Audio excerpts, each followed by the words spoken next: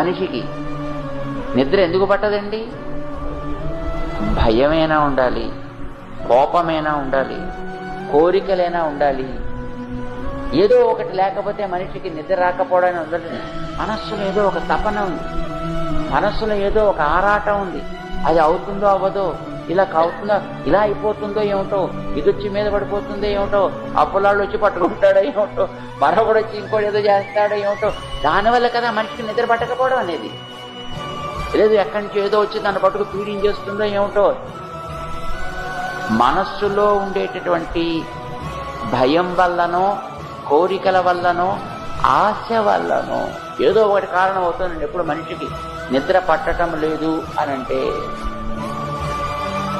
అవి లేకుండా ఉందనుకోండి, మనసు ప్రశాంతంగా ఉందనుకోండి, హాయిగా గుండె మీద చేయి వేసుకొని వాడు చక్కగా నిద్రపోగలరు.